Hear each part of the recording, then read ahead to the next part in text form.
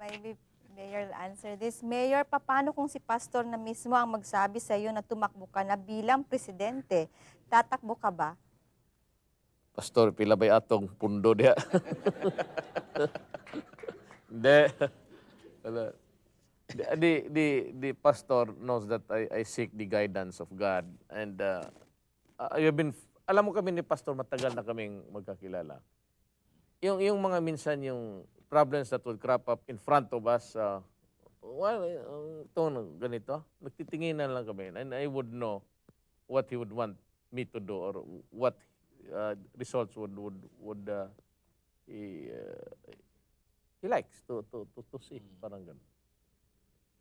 Maybe those people, Mayor, no, they are also Filipinos, and they know what's happening in Davao, how you govern here.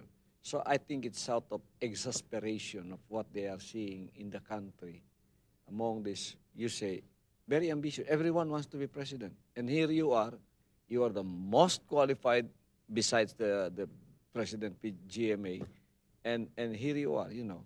It's like the one chosen in the Bible.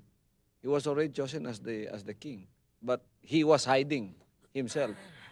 So, ganun yung feeling ko. Ganun din siguro yung feeling ng maraming tao sa Pilipinas because they see how lucky we are here in Davao to have a mayor like you, not to mention how you go after the evil, the criminals, and people have the sense of security.